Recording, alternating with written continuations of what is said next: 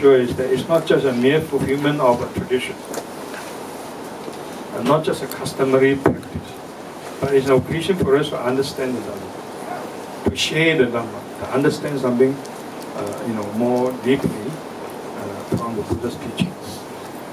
I have always emphasized to our friends and members here that to be a Buddhist means to learn from the Buddha. So on every important occasion, including today, we need to reflect on what we can learn from the life of the Buddha. There are so many things, and many of which I have already said. When we learn from the Buddha, we don't learn just from the words of the Buddha. The words represent his wisdom, expression of his wisdom. We also have to learn from his life and example in a way that is even more important. So I recommend that we continuously reflect on the life and read the biography of the Buddha and see what we can get from it. It's not just a biography of Buddha, but the life of the Buddha as we can gather from the discourse of the sutras. A few words in order. I promised just now, to explain why we choose to conduct the ceremony in this particular way. You can see that it's basically a Theravada way of celebration. But I want to emphasize that it's not meant to be a sectarian emphasis. My emphasis is non-sectarian. But then why I choose the Theravada tradition? Well, for two reasons. One is that the other ceremonies conducted in Chinese are to be found everywhere in Hong Kong, in China, and they do much better than we do. We have to humbly accept it. And we want to add another dimension. And we want to offer something perhaps from different aspects. So I have chosen the Pali tradition. And also secondly, the Pali tradition is not just the Theravada tradition. Pali was an ancient dialect in the time of the Buddha. Although we can't claim that the Buddha actually spoke Pali, I don't believe in that, but the dialect that the Buddha spoke must have been very close to what we know as Pali today. So, and it is in the Pali that his teaching, his words, and as I said, the words also include his examples, because we can read about his life, what he did in the words also, in the records also. These records are preserved intact, in the Pali language. So it has a very definite advantage. Also, more importantly, it is through this emphasis that I want to highlight the need to go back to Indian Buddhism. Not to any particular sect as such, or not to any particular tradition like Sri Lankan or Thai or Bangladesh or any tradition as such, but to the Indian tradition. And that's not because India is so, in any sense, greater than, say, China or Hong Kong, not like that. I think the Chinese tradition is equally great. And in many ways, we can even say it's greater. We feel proud of being Chinese, proud of being part of Hong Kong. So it's not in that sense. But we have to remember that whether you follow the Chinese tradition, Buddhist tradition, or Tibetan tradition, or Hong Kong traditions, all these traditions are derived from the enlightenment of the Buddha who happened to be born in India, in ancient India. And of course, today it's called India. It happens to be a particular country. But in the Buddha's time, it's called the Jambu Dweep, Jambu continent. There are many traditions now. They are all equally beautiful, equally inspiring. And in a sense, they all offer authentic teaching of the Buddha. But today, the Buddhists are not united. And we need to have some very fundamental principle to unite them. One is to emphasize that all traditions of Buddhism must go back to the root, the very root. That is the enlightenment of the Buddha in India. In that sense, we emphasize a return to India. And I'm not the first one to emphasize that. And as you know, Venerable Yin Shun has done that long ago. And he was, of course, sometimes scolded, sometimes criticized for doing that. But he didn't mind that, and he suffered through. And today he is appreciated by the majority, a very great majority of the Chinese communities of Buddhists. So, because of that, I emphasize the understanding of the fundamental teaching called the Buddha-Dharma. And by Buddha-Dharma, we mean the teachings including the life of the historical Buddha.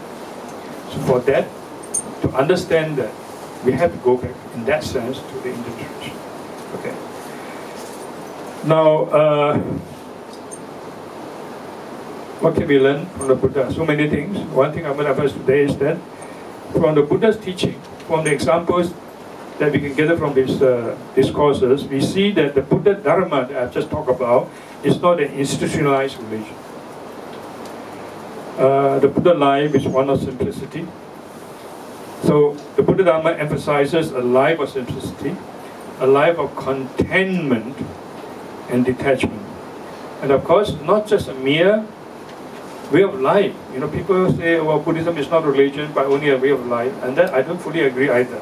I don't say it's wrong to say that it's a way of life, but it's much more than that. After all, there are so many different ways of life. Capitalism is a way of life. Communism is a way of life.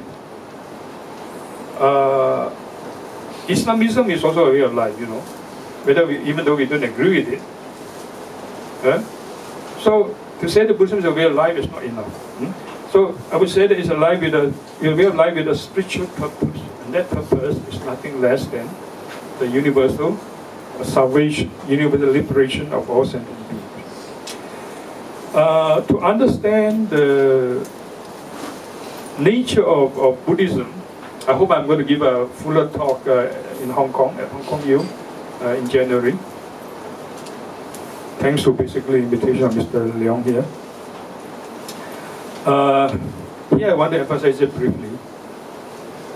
We can see the nature of the Buddha-Dharma by looking at how he so-called founded inverted commas.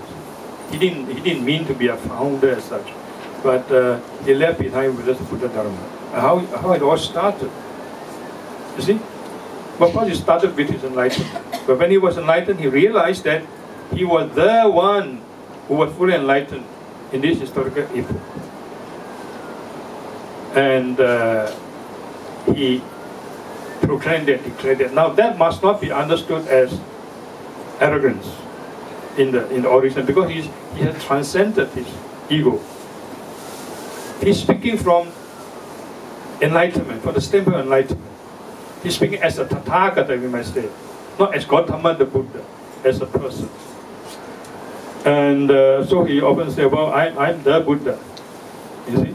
And we know tradition says that when he was born, and he points up and points down and points up and said that, well, you know, I alone am the supreme as the Buddha, as the enlightened one.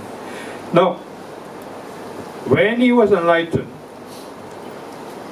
we saw that he didn't rush to the marketplace, you know, as in the case of some who thought that they became prophet of God, and they wanted to proclaim it in the presence of a mammoth meeting. The Buddha demanded all these things. We all know that he started with only 5 disciples. Only 5.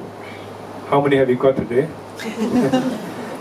Although we are so imperfect, we are so far from the still Buddha, but we are still able to attract at least more than 5 people today. So we should be very grateful. We have to think, we understand.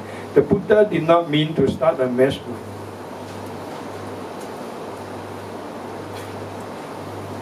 he selected these 5 for various reasons.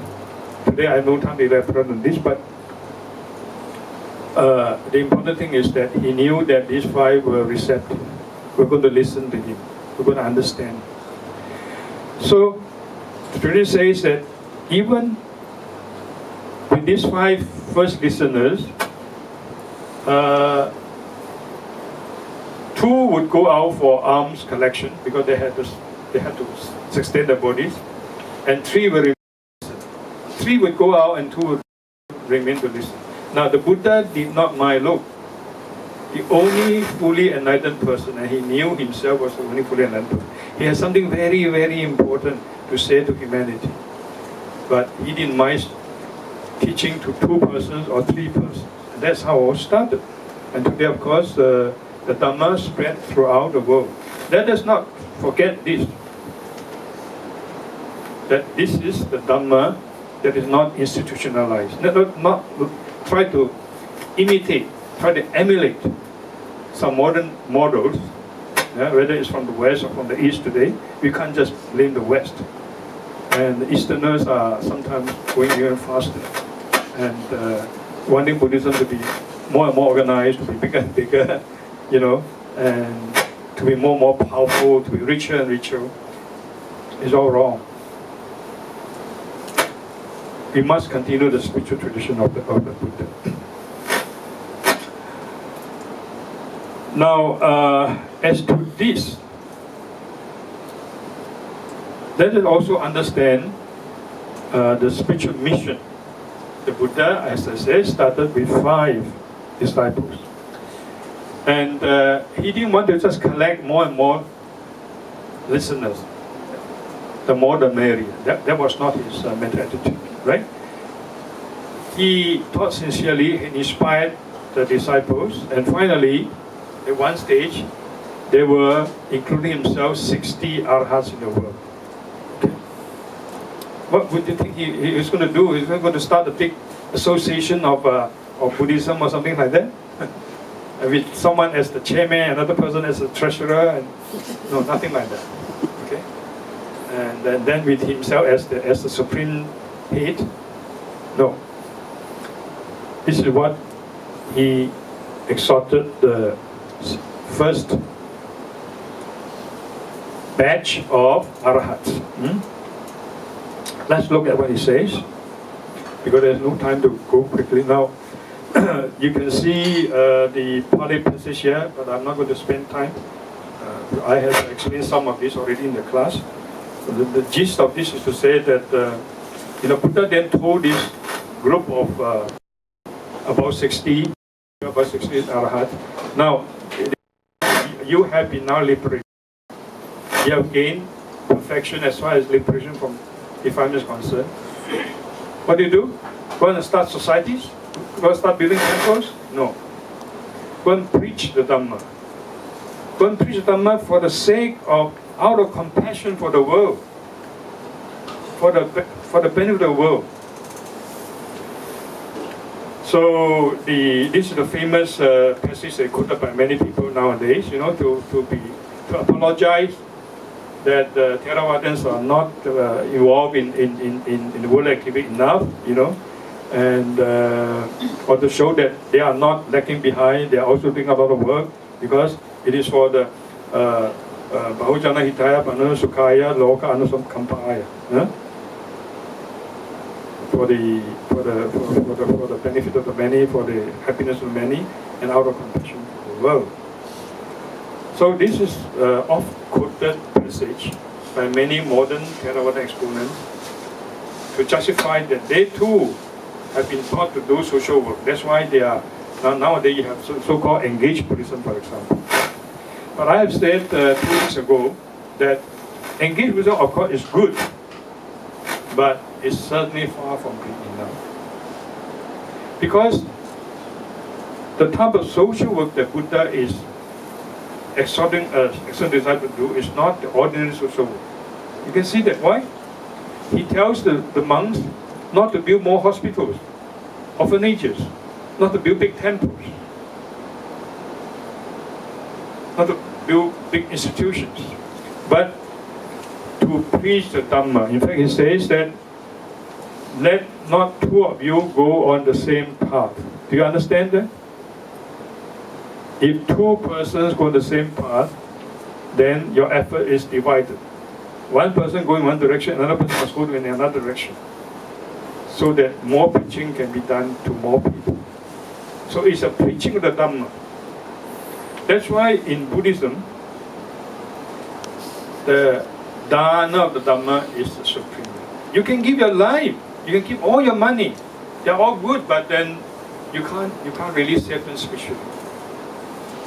You can't really help them to transcend their dukkha, to transcend life, birth and death. It is only the Dhamma, the truth realized by the Buddha, that can truly help. That is the true social work. So I often said that when Buddhists do social work, although it's good, I also try to do some social work. I think many of you know. But you must do it with your heart. It's your inner intention that is more important. And also, do it as your own spiritual practice. I learn a lot in all my problems, struggles, when I try to do social work. I encounter a lot of complications, even today. So it's a process for your own growth. You confront yourself. You understand yourself more deeply, more sincerely. You know your limitation. And you know how to, if I come to my limitation, how can I go further from there? How can I go beyond my limitation? So I learn, I grow.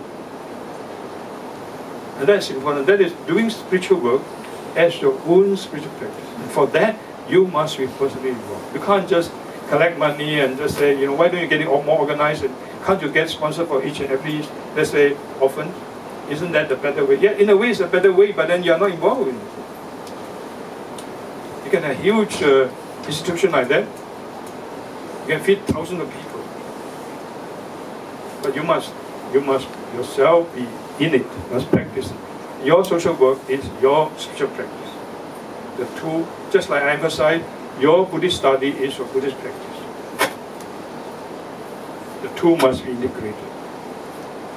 So you see this. The Buddha say, even I say, I'm now going to a village, to a certain village. That's called Uruvela, the village. I'm going there to preach the Dhamma. You must quickly start going. Don't make sure that not two of you go on the same path. This is a very inspiring message. You see? So let me give you the Chinese passage for those who don't understand English. So the Chinese passage says that it's the same thing. 我已經解決咗人天嘅成索，個成索即係嗰個束縛嗰啲煩惱啦你哋亦都係同樣嘅已經解決晒啦咁咧，而家你應該去行人間。呢啲就係利他啦。點樣利他咧？利他唔係講係叫你去而家即刻建一間大廟啦，建多啲孤兒院啦，建多啲醫院啦，建橋啦、起橋啦等等啦，唔係呢啲咁樣嘅利他，係咩咧？佢叫佢係要安樂人天啊，要度嗰人啊。要用法去度人使到佢得個法益。呢啲係佛教我哋嘅，我哋要記住，不需伴行，你唔好兩個一齊行，同伴而行，一而去啦，一而去，咁你咪好細。我哋而家要幾百人一個 organisation 喎，唔係㗎。你一個能夠感化到2-3個人就好重要啦。真正將你所理解嘅法同人哋分享，咁你真正得益。所以要做嘅利益，嗰利他係呢一種嘅利。所以我哋要時時要反省我哋嘅利，我哋可以出錢啊，我哋可以出力啊，我哋乃至可以犧牲我哋嘅整個生命啊，咁都係好嘅，聽我唔係講唔好啊。但係你都唔解決不了人生嘅生老病死啊嘛，唔能夠帶領眾生去了生死。要使到眾生能夠要你生死，你一定係將你自己學到。儘管你本人你本身唔係圓滿嘅，都係一個凡夫。好似醫生咁，醫生我哋有病，我個糖尿醫生佢話我哋有糖病，佢講佢有糖病嘅。有時我問點解你有糖病，你咁啦，你同我傾一面拗啲嘢食咁，唔係幾好喎。佢要救人啊嘛，佢知道咩藥係俾你個糖尿病者係啱嘅。佢自己雖然有病，但佢識得醫學。佛法就等於個醫學咁樣啦，等於良藥啦。所以我哋將呢個良藥，將呢個法，要同大家分享。我哋今日要強調嘅佛法，唔係一種聖，唔係淨係聖人正能夠傳嗰種佛法。有聖人當然最好啦，但係苦在而家聖人冇幾多個啫喎。咁我哋自己又唔係，咁點辦咧？唔係你唔係講你冇責任嘅。每一個凡夫，唔理你有幾多貪嗔痴，唔理有幾多失敗都好，你都有咁嘅。應該有咁嘅使命感。頭先講嘅呢就真正叫使命咯，呢真正叫 mission， 就係咩咧？就係、是、安樂人天，使佢得到法益，能夠帶領佢去脫離呢個生死之海。So this is the what we might call the spiritual dimension of social work. You can do social work, they're very important, but there must be a spiritual dimension. It cannot be just ordinary social work, not just finding money, not building big buildings and organizing things more and more efficiently. So I say often, I don't look for just efficiency. Efficiency, of course, is good, is useful, but more importantly, is whether the person, the people who are helping you are very sincerely devoted or not. We all have shortcomings.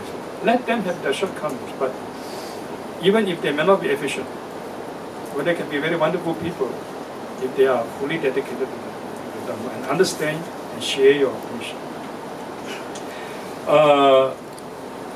In this also I have a lot to say, but again I want to shorten it. Let me say that true altruism is also true self-realization. You understand what I mean?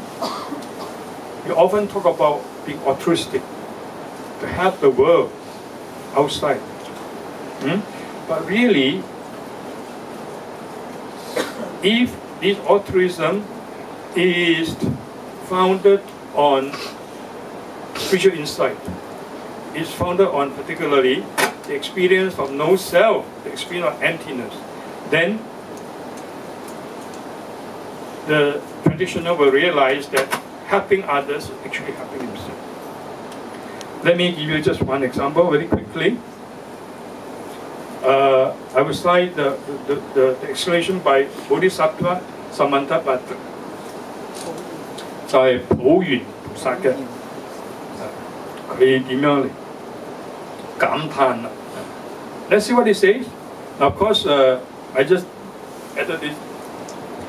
You know, last night at about 12 o'clock, and jotted it down, and Andrew was good enough, as always, to spend his sleeping time to do this.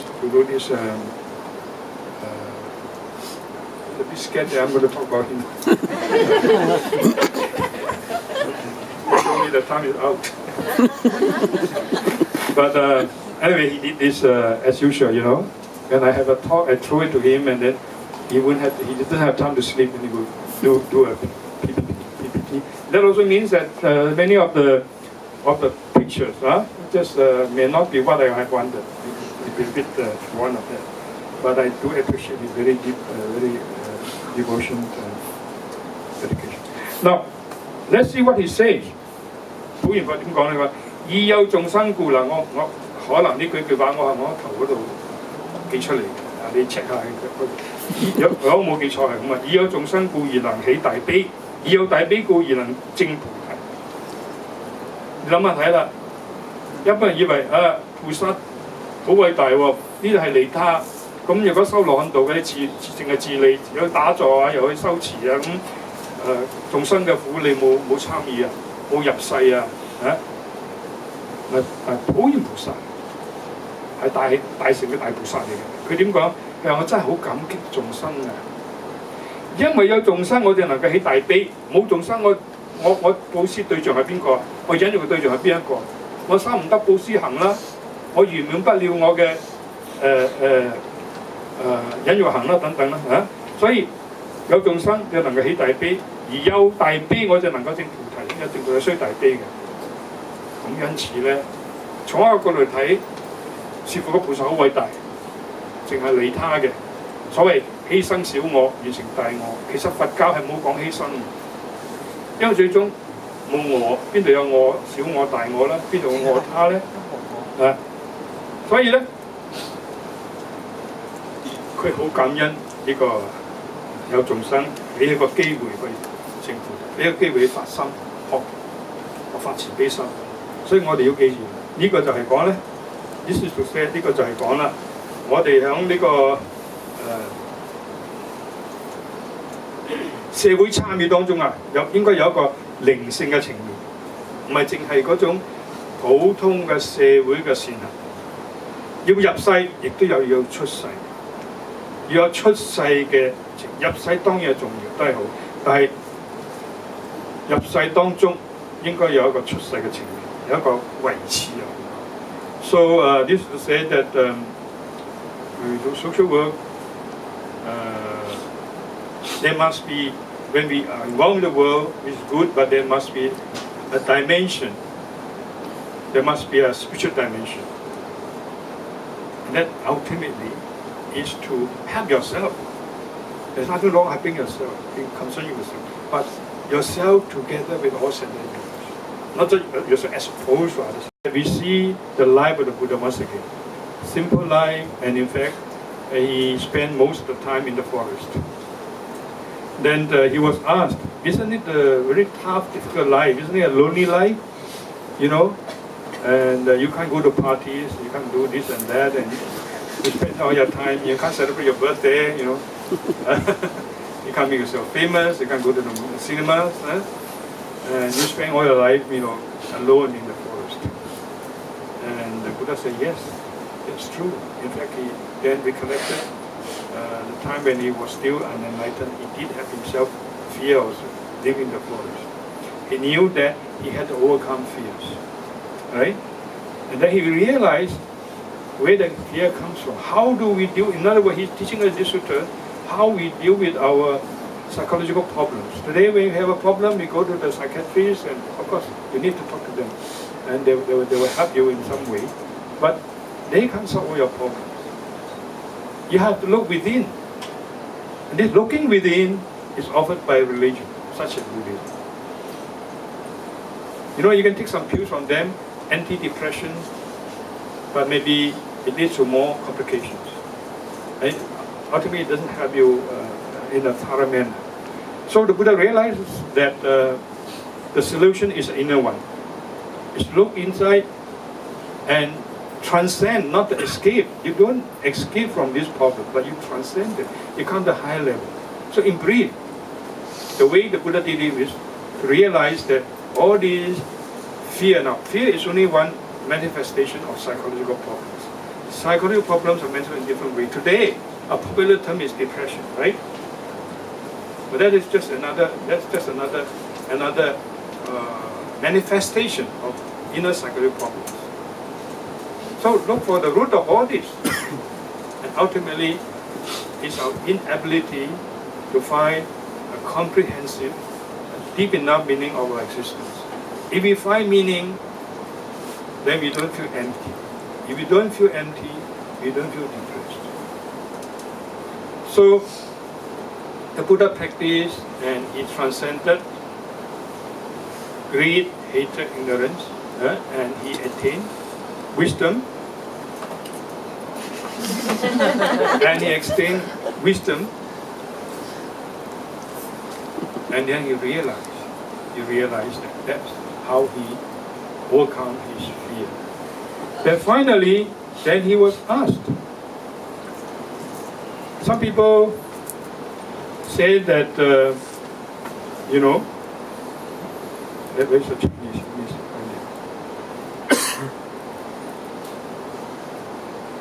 The organization is not, I don't blame others, but I think I have given like this instruction. So anyway, what he says is that some people will say, oh, you really have not overcome your fear. You haven't transcended all your psychological problems. If you have, you really have found equanimity, you really have found peace within your mind, then you don't need to continue in the forest. Are you also continuing to escape by continuing to live in the forest? Then the Buddha explained, no. The Buddha explained, no. You see?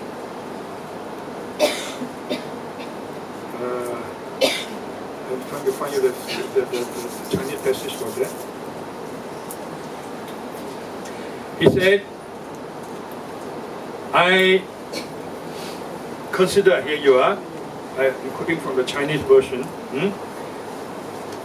He said that I consider two things, right, in adopting a lifestyle of simplicity, of seeming loneliness in the forest, at least mostly in the forest. And one is that this is a life of inner peace. I feel happy and peaceful. But it's not just for me.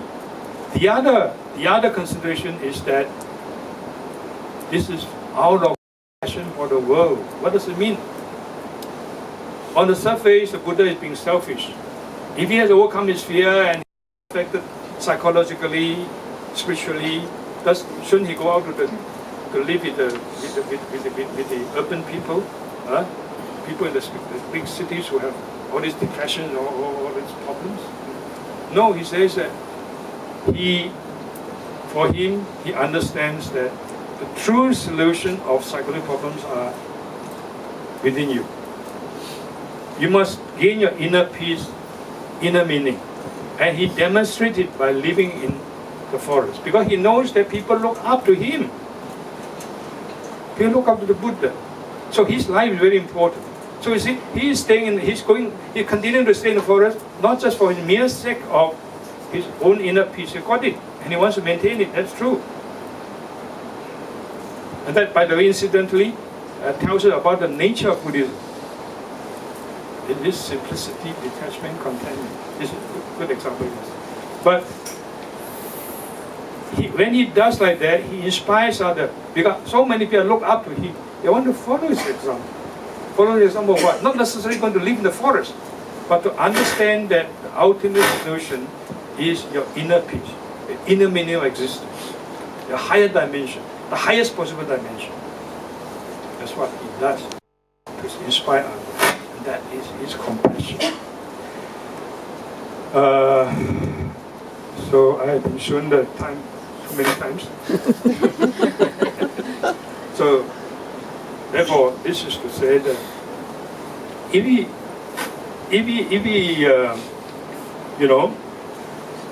we concentrate on our personal practice, it doesn't matter what path you choose, whether it's super arahat path or bodhisattva path, the inner dimension is more important. If within you, that's faith, that is aspect of faith, that's an aspiration, your vow aspect, your faith aspect, your vow aspect. That is to say, vowing to help all sentient beings within you sincerely, and your seemingly self-benefaction is in fact benefaction of all sentient beings. And this is the type that you might call the spiritual aspect of benefiting others. Okay, now, according to the tradition, we must do it before 12 o'clock. We have a few more minutes.